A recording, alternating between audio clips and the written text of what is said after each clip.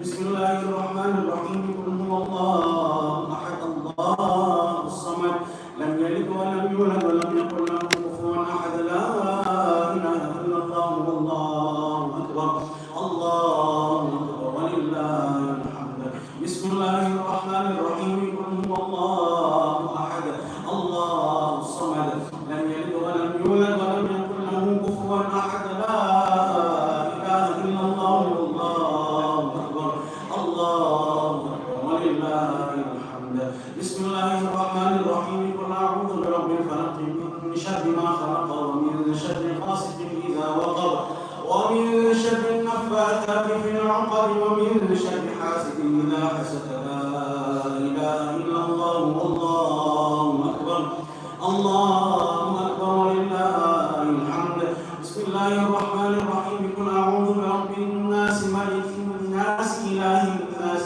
من شر الوسواس الخناس الذي يوسوس في صدور الناس من الجنة والناس لا إله إلا الله الله أكبر الله أكبر ولله الحمد بسم الله الرحمن الرحيم الحمد لله رب العالمين الرحمن الرحيم مالك يوم الدين إياك نعبد وإياك نستعين اهدنا الصراط المستقيم صراط الذين أنعمت عليهم غير المغضوب عليهم ولا الضالين آمين بسم الله الرحمن الرحيم ألف لام ميم ذلك الكتاب لا ريب فيه هدى للمتقين الذين يؤمنون بالغيب ويقيمون الصلاة ومما رزقناهم ينفقون والذين يؤمنون بما أنزل إليك وما أنزل من قبلك وبالآخرة هم يوقنون أولئك على هدى من ربهم وأولئك هم المفلحون وإلهكم إله واحد لا إله إلا هو الرحمن الرحيم الله لا إله إلا هو الحي القيوم لا تأخذه سنة ولا نوم له ما في السماوات وما في الأرض من ذا الذي يشفع عنده إلا بإذنه يعلم ما بين أيديهم وما خلفهم ولا يحيطون بشيء من علمه إلا بما شاء وسع كرسيه السماوات والأرض ولا يؤوده حفظهما وهو العلي العظيم لله ما في السماوات وما في الأرض إن تبدوا ما في أنفسكم أو تخفوه يحاسبكم به الله فيغفر لمن يشاء ويعذب من يشاء والله على كل شيء قدير آمن الرسول بما أنزل إليه من ربه والمؤمنون كل آمن بالله وملائكته وكتبه ورسله لا نفرق بين أحد من رسله وقالوا سمعنا وأطعنا غفرانك ربنا وإليك المصير لا يكلف الله نفسا إلا وسعها لها ما كسبت وعليها ما اكتسبت ربنا لا تؤاخذنا إن نسينا أو أخطأنا ربنا ولا تحمل علينا إصرا كما حملته على الذين من قبلنا ربنا ولا تحملنا ما لا طاقة لنا به واعف عنا واغفر لنا وارحمنا واعف عنا واغفر لنا وارحمنا واعف عنا واغفر لنا وارحمنا أنت مولانا فانصرنا على القوم الكافرين آمين إن رحمة الله قريب من المحسنين وما أرسلناك إلا رحمة للعالمين لقد جاءكم رسول من أنفسكم عزيز عليه ما عنتم حريص عليكم بالمؤمنين رؤوف رحيم فإن تولوا فقل حسبي الله لا إله إلا هو عليه توكلت وهو رب العرش العظيم ما كان محمد أبا أحد من رجالكم ولكن رسول الله وخاتم النبيين وكان الله بكل شيء عليما إن الله وملائكته يصلون على النبي يا أيها الذين آمنوا صلوا عليه وسلموا تسليما اللهم صل على سيدنا محمد وعلى آل سيدنا محمد كما تحب وترضى بأن تصلي عليه بفضلك دعواهم فيها سبحانك اللهم وتحيتهم فيها سلام وآخر دعواهم دعواهم الحمد لله رب العالمين. سورة الفاتحة.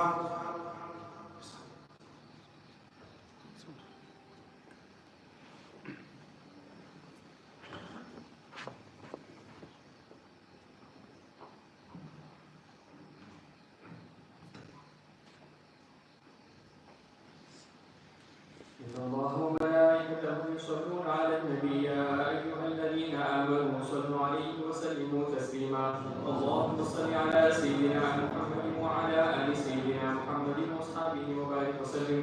اللهم بلغ وأوصلنا وما قرأنا من القرآن والكلمات الطيبات هدية واصلة منا إلى نبينا وحبيبنا وشفيعنا ومولانا محمد صلى الله تعالى عليه وسلم، ثم إلى أرواح جميع أنبياء الله وأصحاب رسول الله وأنصار رسول الله وأزواج رسول الله وأولاد رسول الله وأهل بيت رسول الله صلى الله تعالى عليه وسلم، ثم إلى أرواح جميع الشهداء تابعين وتابع التابعين رضوان الله أجمعين، ثم إلى أرواح جميع أولياء الله خاصة إلى أرواح مرشدنا ومشايخنا، وخاصة بالخصوص إلى روح قطب رباني محبوب سبحاني معشوق حقاني سرچشمة سلطاني ميران محيدين سيدنا الشيخ عبد القادر الجيلاني قدس الله تعالى سره العزيز وسائر مشايخنا رضوان الله تعالى عليهم أجمعين، ثم إلى أرواح جميع المؤمنين والمؤمنات والمسلمين والمسلمات الأحياء منهم والأموات.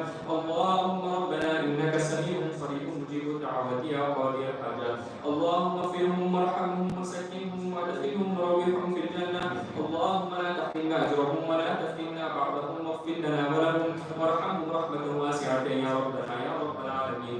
اللهم اجعل قبور المسلمين روضة من رياض الجنة ولا تجعل قبورهم حفرة من حفر النيران يا الله يا رحمن يا حنان يا منان. إلهي نجنا من كل غم وهم بجاه نبيك المصطفى مولى الكريم، وهب لنا في مدينته قرار بإيمان ودفن بالبقيع. ألا إن أولياء الله لا خوف عليهم ولا هم يحزنون الذين آمنوا وكانوا يتقون. بفضلك دعواهم فيها سبحانك اللهم وتحيتهم فيها سلام وآخر دعواهم الحمد لله رب العالمين.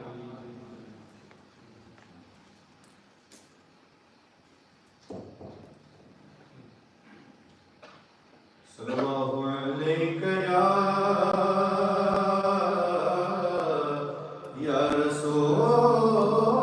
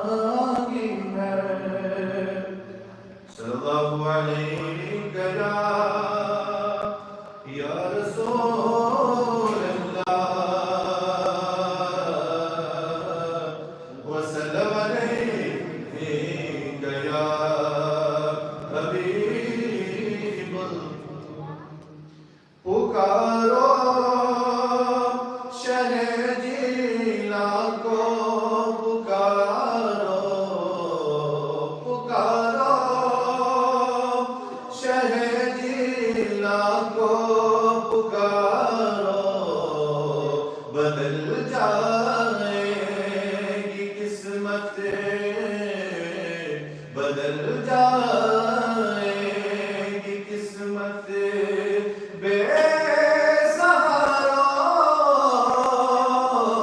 पुकारो शहे जीना को पुकारो बदल जाएगी किस्मत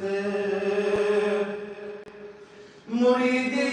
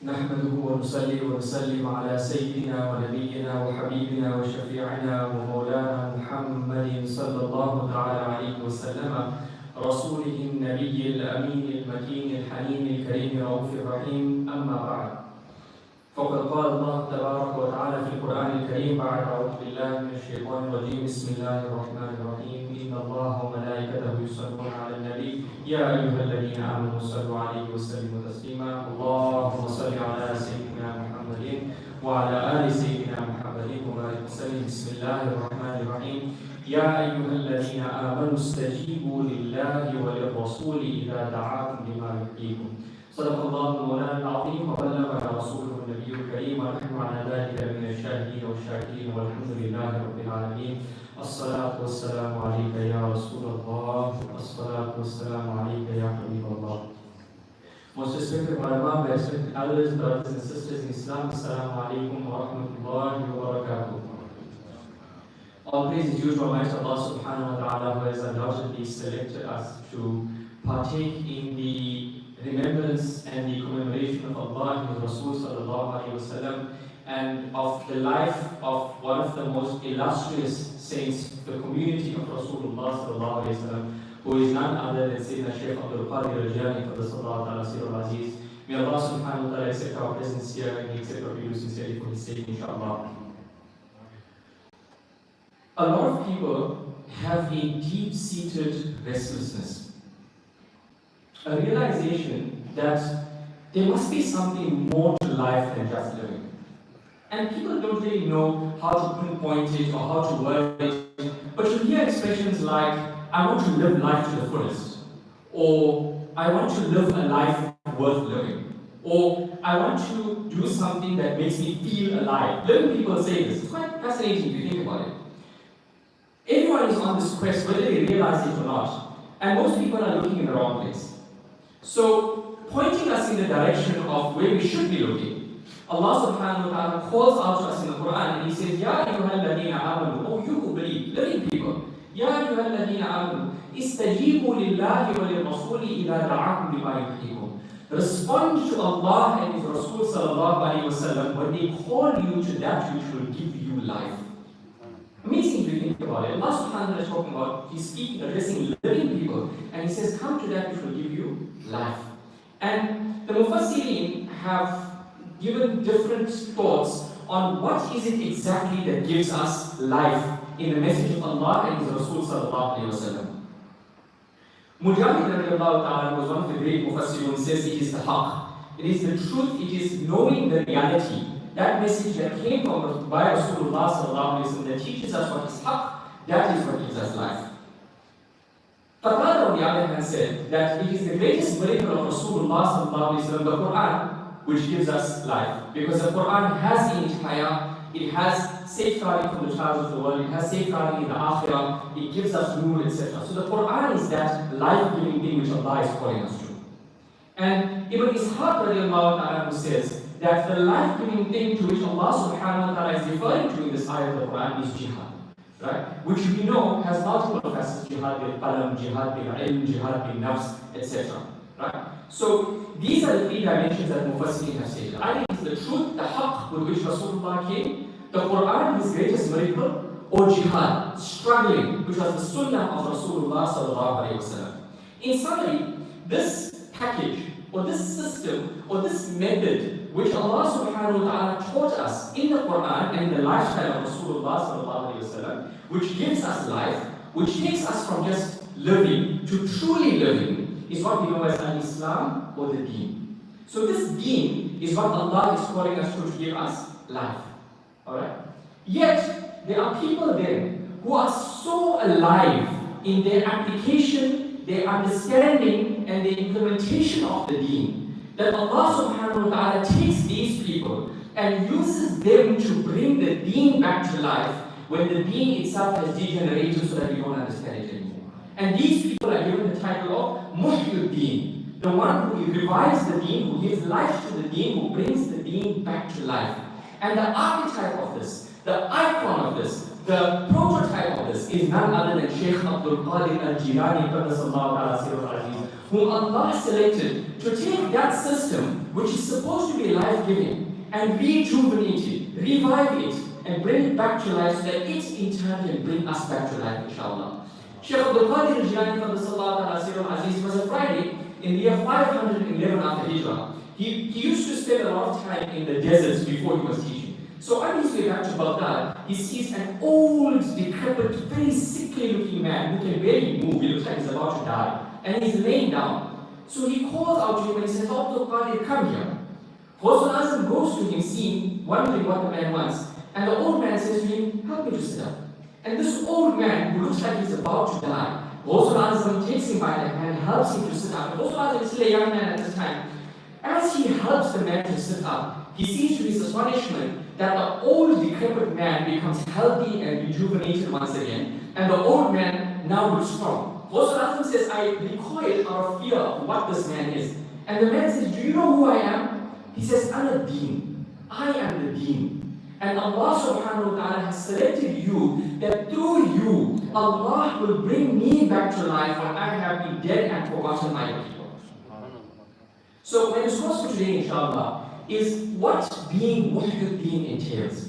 How Allah subhanahu wa ta'ala selected Shaykh Abdul Qadir al-Jilani to bring the deen back to life. Not because the deen, the message of Rasulullah sallallahu alayhi wa sallam needs revival, no. But because over a period of time, we forget how to apply the deen the way Rasulullah sallallahu alayhi wa sallam taught the Sahaba to apply that deen. Right? And those examples will apply to how Shaykh Abdul Qadir al-Jilani revived the truth, haqq, or the science of al-haqiqah. How Shaykh Abdul Qadir al-Jilani revived our understanding of Quran, and how he implemented and taught jihad according to the sunnah of Rasulullah sallallahu alayhi wa sallam. As for al-haqiqah, the truth or haqq, this cannot perhaps be more important than it is in our day and age. Knowing what is true and knowing what is false. Rasulullah sallallahu alayhi wa sallam used to make a dua to say, Allahumma arina al-haqqa haqqan warzuqna ittiba'ah. Oh Allah, show us the truth as it really is. Show us the truth to be the truth. And then allow us to follow it. Now we have virtual reality, we have augmented reality, we have artificial intelligence, we have false news. Knowing what the truth is so difficult that the science of al-haqiqah, knowing to discern truth from falsehood, becomes absolutely pivotal and crucial. And in that time of Shaykh Abdul Qadir al-Jilani, which is very fascinating if you think about it, because our time is easy to understand. But in his time, there was an Islamic empire. There was Baghdad. Baghdad is flourishing. Scholars around every corner. The masajid are full. The leader is a Muslim Khalif. Right? And yet Allah selects him to bring the deen back to life, to show that just practicing the rituals is not enough. Understanding them, implementing that sunnah of Rasulullah sallallahu alayhi wa sallam, knowing how to discern truth from falsehood, that is what gives the deen life. It gives us life by practicing that deen. So Shaykh Ali al-Hiki says that together with my Shaykh and Shaykh Abdul Qadir al-Jilani, we went to the mazar of Imam Ahmad bin Hanbal, one of the four great imams of madhab. A man who was himself a reviver, who underwent a lot of torture in his time because of the bid'ah that was there in his time. He says that when we went to the mazar of Shaykh of Imam Ahmad bin Hanbal, before my very eyes, Ahmad bin Hanbal came out of his grave and he embraced Shaykh Abdul Qadir al-Jilani. And he said, oh Shaykh Abdul Qadir, the time has come for you to teach, because the people don't only need the knowledge of Sharia from you, they need the knowledge of al-haqiqah from you as well. And more than this, they need you to teach them what true state is, the halawah of iman, to taste it, to have that state within you. This is what we need from you. The state of Shaykh Abdul Qadir al-Jilani was to such an extent that those that have passed on get haya, they have ihya, they become alive with the presence of Shaykh Abdul Qadir al-Jilani to commend him, to tell him that he indeed is a truly licensed teacher of not only the laws of Sharia, the external part of Islam, of which we have a lot of teachers, alhamdulillah, but al-haqiqah, the truth, knowing how to discern truth from falsehood. This is the teacher that Shaykh Abdul Qadir al-Jilani was. As for Al-Quran, having a library full of tafsir is not enough. Knowing how to implement the Quran in its context, that is what is required. Shaykh Abdul Qadir al-Jilani makes a declaration. He says, there is no one else on the face of this earth who speaks about what the Quran means in a given case. Allahu Akbar. An era where people know so much of tafsir, so much of fiqh, so much of Arabic. He lives in the capital of the Arabic of the world, and he says there is no one else on the face of the earth who can speak about the meaning of the Quran in any given case. to illustrate this, and a lot of these waqiyat you already know, but what I want to convey today, inshallah, is contextualizing this with how Shaykh Abdul Qadir al-Jilani, how Allah gave ihya to the deen through the personality of Shaykh Abdul Qadir al-Jilani. A man by the name of Shaykh Jamaluddin ibn al-Jawzi, a very famous scholar actually, an accomplished scholar in his time, but a man who felt a little bit of rivalry with Shaykh Abdul Qadir al-Jilani because he was so popular, obviously, and thousands of people went to his lectures, etc. Right? So this man, Jamaluddin ibn al-Jawzi, goes into the companionship of Shaykh Abdul Qadir al-Jilani, and Shaykh Abdul Qadir al-Jilani's Qari recites an ayah of the Quran. So Shaykh Abdul Qadir al-Jilani offers an explanation of the Holy Quran, and another scholar looks at Ibn al-Jawzi and he says, do you know this meaning? He says, yes I do. So Shaykh Abdul Qadir al-Jilani gives another meaning of the ayah of the Quran. This man looks at Ibn al-Jawzi, he says, do you know this? He said, yes I do. And like this, Shaykh Abdul Qadir al-Jilani gave 11 meanings of that ayah of the Quran, and he asked Ibn al-Jawzi, do you know about this? He says, yes I do. Incredible scholar if you think about it. Ibn al-Jawzi in and of himself, knowing 11 meanings of an ayah of the Holy Quran. Then Shaykh Abdul Qadir al-Jilani gave a 12th meaning. The man asked him, do you know this? He said, no. He gave a 13th meaning, 14th meaning, up to 40 meanings of one ayah of the Holy Quran. Shaykh Abdul Qadir al-Jilani gave in that assembly. And this man, eventually, Shaykh Ibn al-Jawzi was completely flabbergasted. SubhanAllah, indeed Allah has given this man a great amount of knowledge. This is what is required now. If we don't understand how the Quran relates to our current situation, as some people think the Quran is outdated, or we need to leave behind some verses of the Quran which don't apply to us anymore, it's because we don't know or don't know how to apply those other 29 levels of meaning, for which we need a person who is Muhyuddeen to renew our understanding of the Quran, the way Rasulullah sallallahu alaihi wasallam understood it. So we've spoken about how he gave ihya to al-haqiqah, the science of discerning the truth. We've spoken about how he gave ihya to al-Quran, not that the Quran became outdated, but to teach us how to understand and implement the Holy Quran. Then comes jihad, which has multiple levels. As for jihad bil qalb, which has to do with knowledge, Shaykh Abdul Qadir al-Jilani spent 20 years studying the deen, not teaching, just struggling to study and learn, and he used to spend time in the desert revising his lessons of fiqh and so forth. After he was ordered to teach by people like Imam Ahmad bin Hanbal and so forth, he used to teach 13 branches of knowledge in one day in his madrasa. Starting off in the morning, right to the evening, every single branch of Islamic knowledge that you can think of, Shaykh Abdul Qadir al-Jilani is teaching it, he's mastered it, he knows it, he knows how to implement it, and he knows the level of every student. Of course, people in his era are jealous. How come he has such a big madrasa? How come people are going to him? We are ulama also. So 100 of these ulama get together and they said, Shaykh Abdul Qadir al-Jilani can maybe answer 29, 30 of us. 100 of us he can't answer. So 100 of them each came up with some obscure question that nobody else could answer, and they all go to Shaykh Abdul Qadir al-Jilani. Shaykh Abdul Qadir al-Jilani Aziz looks into his chest, and the narrator says that those who Allah wanted to see saw a light emanating from the breast of Shaykh Abdul Qadir al-Jilani, piercing these people's breasts until they cried out, they screamed, they tore their clothes, they threw their turbans. They ran forward to the feet of Shaykh Abdul Qadir al-Jilani and they put their heads at the feet of Shaykh Abdul Qadir al-Jilani. Then they all got up, and every one of them, Ghous Azam, embraced them, hugged them, and restored them, and they were fine after that. So people went to these scholars and said, what happened to you that you had to scream like this, that you had to behave like this? Tell us, what happened? So they said, we plotted, we came with these questions, and we wanted to confuse Ghous Azam, we wanted to show that we knew more than him. He said, in one instant, Ghous Azam took all our knowledge away so that we knew absolutely nothing.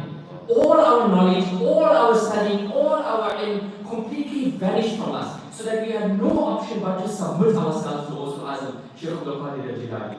Then, look at the process of ihya, look at the process of revival. First is the removal of all the rubbish, all the trash, all of the things that have accumulated which are not meant to be there. He removes all of their knowledge completely.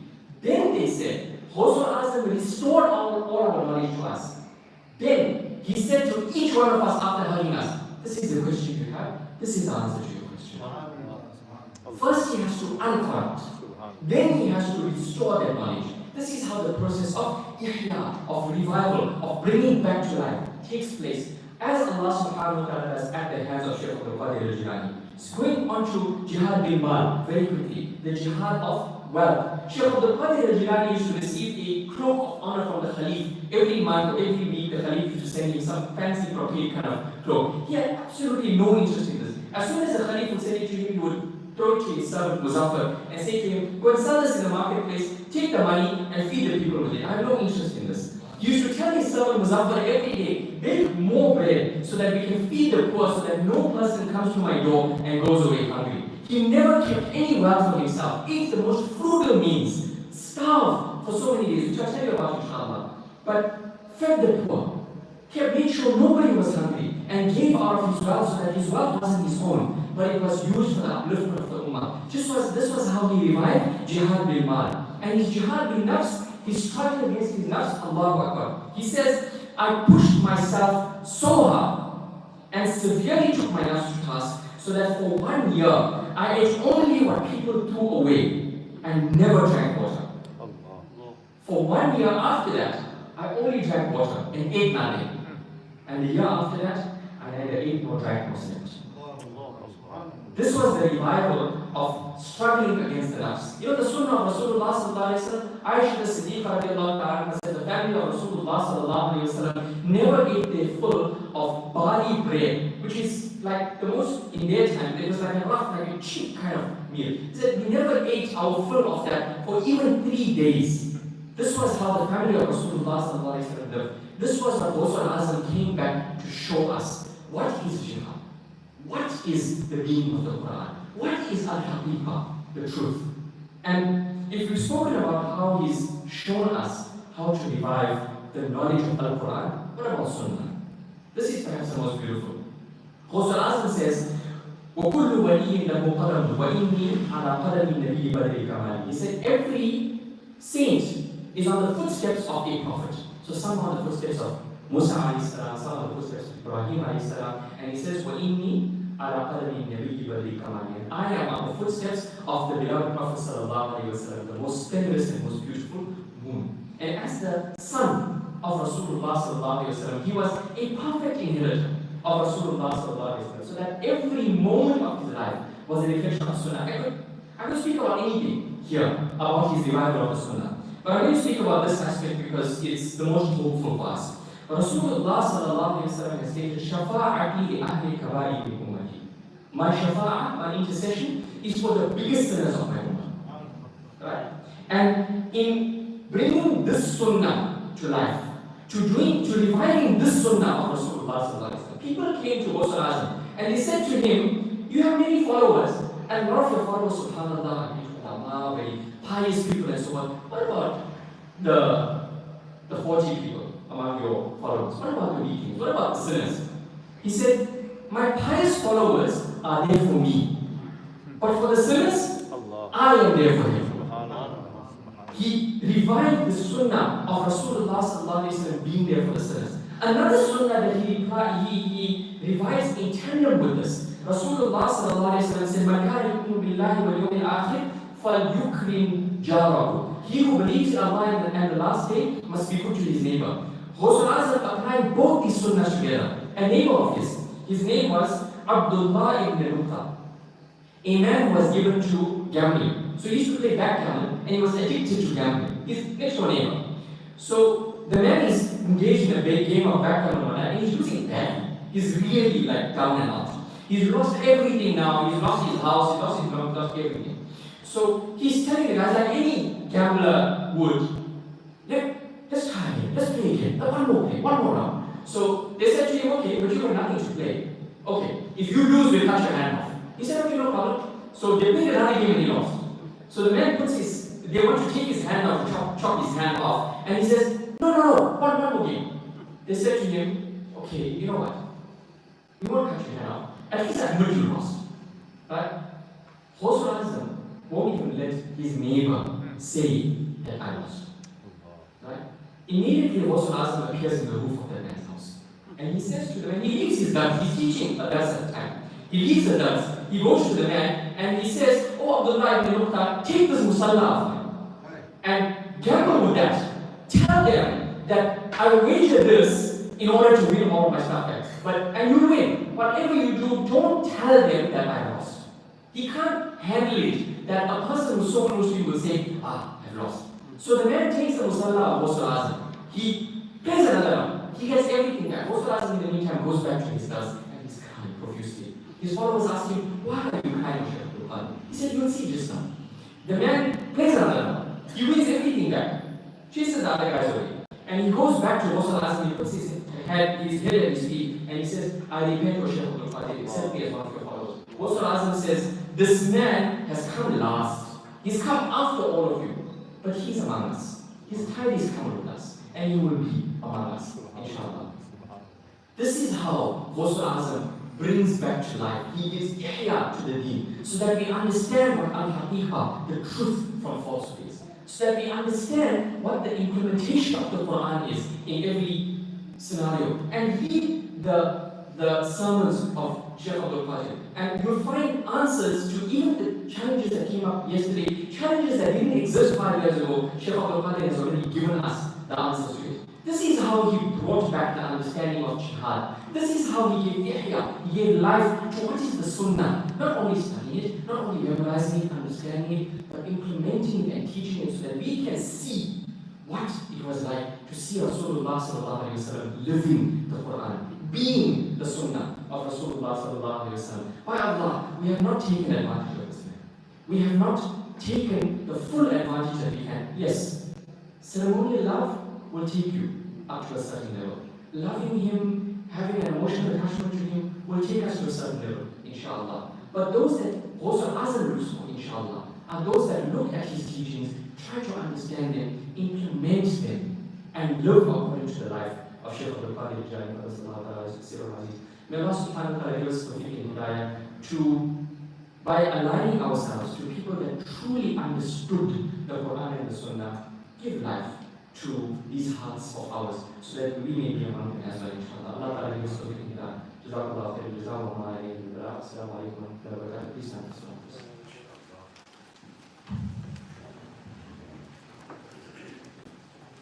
Ya Nabi, salam alayka, Ya Rasul, salam alayka, Ya Habib, salam alayka, salawatullah